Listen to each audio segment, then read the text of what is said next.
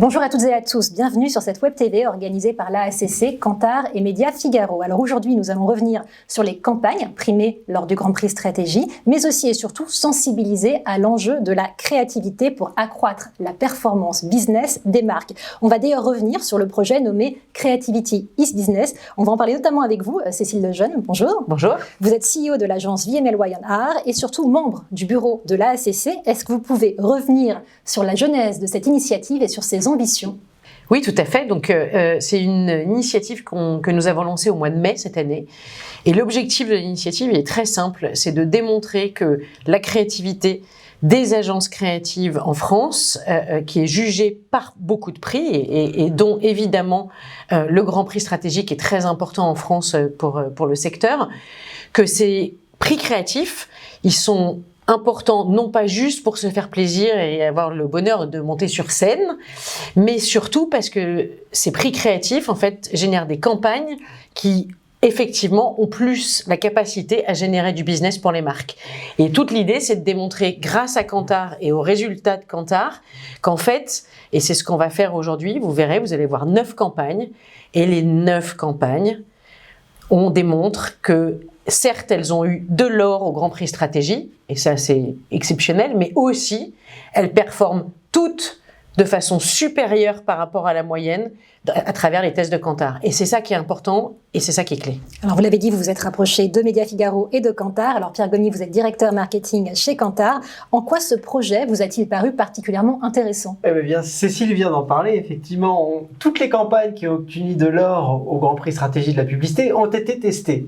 Et qu'est-ce qu'on a remarqué? C'est que toutes surperforment sur au moins l'un des 3 indicateurs clés pour nous dans nos tests de publicité et qui sont prédictifs de l'impact à court terme ou à long terme des publicités. Donc soit elles surperforment sur l'impact média, c'est la capacité à laisser des traces mémorielles de long terme dans l'esprit des consommateurs, soit sur l'impact à court terme, elles les incitent à acheter le produit, soit elles travaillent l'image de marque et donc là on va travailler les ventes à long terme. Et donc certaines surperforment même sur les 3. Et donc c'est ça qui est intéressant, c'est qu'effectivement dans 100% des cas, on a des copies qui montrent que la créativité génère du business.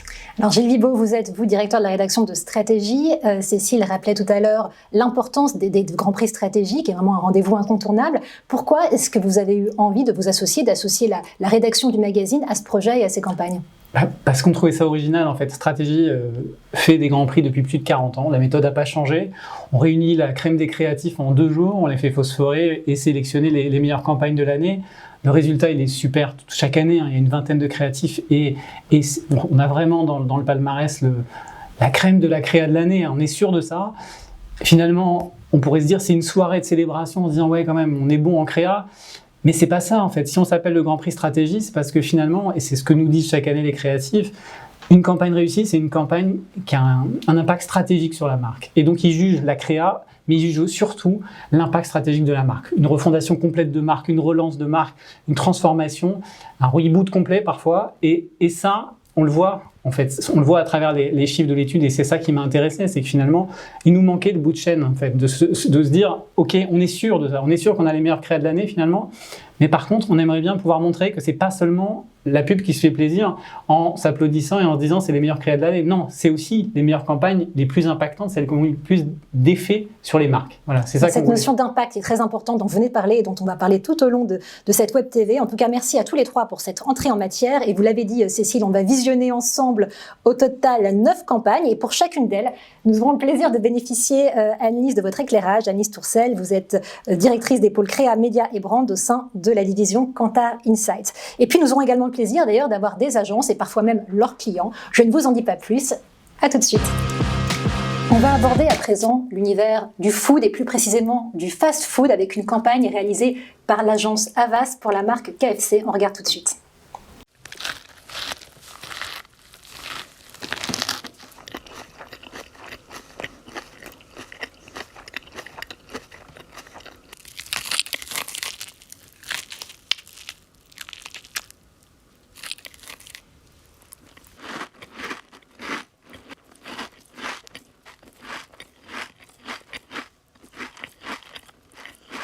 Depuis le 19 mai, la vie retrouve enfin son croustillant. Alors Anne-Lise, on vient de voir ce film. Quelques mots pour le décrypter, pour décrypter les résultats en termes d'audience et de performance de cette campagne. Oui, alors effectivement, au-delà de l'originalité qui engage fortement l'audience, la campagne réancre la marque, participe au réancrage de la marque sur le territoire du croustillant qui fait la différenciation de KFC. Et on le voit déjà en termes d'impact média, le ton décalé qui correspond très bien aussi avec l'ADN de communication de KFC permet un lien très très fort à la marque puisque elle est dans le top 5 de notre base de données. Il n'y a aucun doute que c'est une publicité pour KFC grâce notamment à ce message autour du croustillant qui est incarné proprement dans la copie et qui permet de passer très fortement ce message produit dans la copie qui permet de travailler l'impact sur la marque grâce à cette vidéo. Annie, cette campagne, elle a été testée hors contexte. Est-ce que vous avez des raisons de penser que si elle avait été testée dans le contexte post-confinement de réouverture des salles et toute l'euphorie associée à ce moment-là, les résultats auraient été plus impactants encore? Oui, tout à fait. C'est important de le souligner. En fait, là, on l'a testé il y a quelques jours, suite au Grand Prix Stratégie. Effectivement, cette campagne est très contextuelle, conjoncturelle. Elle accompagne la réouverture des cinémas dans une période encore aiguë de crise pandémique. Et il est certain que ces scores qui sont déjà très bons auraient été encore boostés par une adéquation, une pertinence du message avec le contexte vécu par les Français à ce moment-là. Alors pour en parler de cette vidéo, nous avons le plaisir d'accueillir Romain Roux, directeur du planning stratégique au sein de l'agence Havas, et Guillaume Saiz, directeur de la marque KFC. Bonjour à tous les deux. Bonjour. Alors ce film, il a été diffusé au cinéma dans un contexte post-confinement au moment de la réouverture des salles, diffusé également en digital grâce à une orchestration média pilotée par Cara. Alors Romain, est-ce que ce film répondait à un brief de votre client ? En fait, ce film, c'est une idée qu'on a eue lors de l'appel d'offres quand KFC cherchait sa nouvelle agence de pub. Et en fait, le problème qu'on devait résoudre, c'est un problème de perception de qualité des produits de KFC. Les gens pensaient que c'est pas des bons produits. On s'est dit, quelle est la manière dont on peut parler, mettre en avant les produits pour en donner envie, pour faire saliver les gens. Et en menant des études, on s'est rendu compte qu'il y avait un élément très particulier chez KFC qui donnait envie aux gens, c'était pas le poulet, mais le croustillant. Et pour une raison très précise, c'est quand la plupart des aliments font appel à la vue, au goût et à l'odorat, voilà, pour faire saliver, le croustillant fait appel à un sens en plus qui est l'ouïe. Et donc on a briefé les créatifs sur cette idée-là.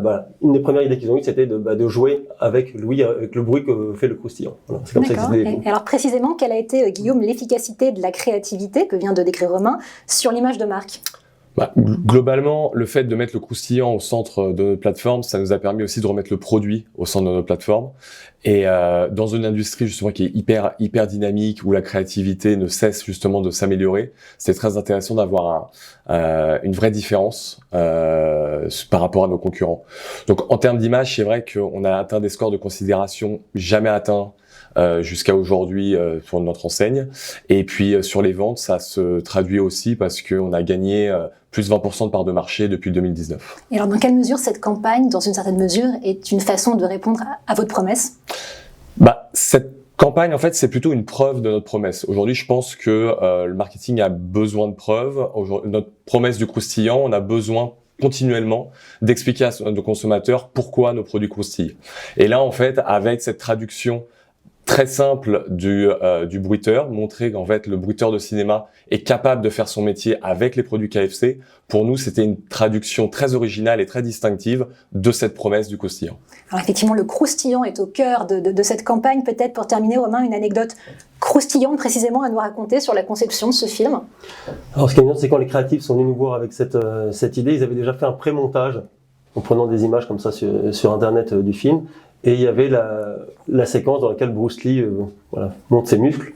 Et on s'est dit, mais on va jamais avoir les moyens d'acheter cette image-là. Et quand on s'est adressé à Franck Annette, la personne avec qui on a travaillé pour faire ce film, en fait, sa fille, il nous a dit, mais moi je connais très bien la fille de Bruce Lee, je vais l'appeler. C'est quand même incroyable. Voilà. Et donc elle l'a appelé, elle a dit, bien sûr, vous pouvez prendre les images.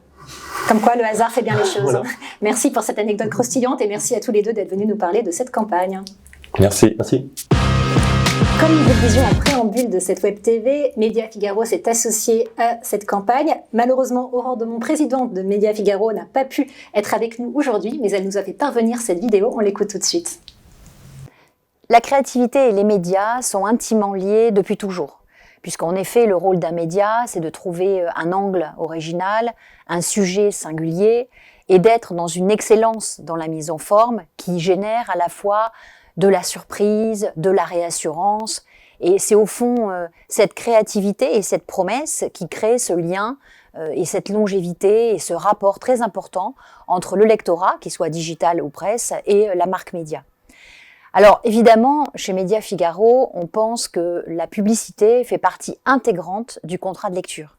Et à ce titre, là aussi, il faut qu'il y ait une forme d'intimité et de mariage et d'association entre le contenu et le contenant, le contexte et le message. Et pour avoir ces messages de grande qualité, nous avons évidemment besoin de grands professionnels et les agences sont clés dans le dispositif de qualité de la promesse globale d'un média. C'est la raison pour laquelle nous avons le plaisir et l'honneur d'être associés avec la ACC. Ce que nous avons cherché à prouver avec Creativity is Business, c'est que évidemment créativité et efficacité sont étroitement liés. Et pour ce faire, évidemment, il nous fallait un partenaire de l'efficacité reconnu et connu, et Kantar était une évidence. Et je crois qu'aujourd'hui, c'est important, évidemment, de mesurer des KPI très quantitatifs, mais aussi de s'attacher à des KPI qui sont plus qualitatifs. On parle beaucoup de KPI, de l'attention, de la mémorisation, de la confiance, de la réputation. Et au fond, c'est tout ce discours de preuve qu'on veut amener aux annonceurs. Et c'est les cas qui ont été les plus primés que l'on veut enrichir de ces volets et de ce discours de preuve qui nous tient tant à cœur à nous tous. Merci à vous toutes et à vous tous de nous avoir suivis. Merci évidemment à toutes les personnes qui ont participé à cette Web TV. Et n'oubliez pas, vive la créativité qui génère du business. À bientôt.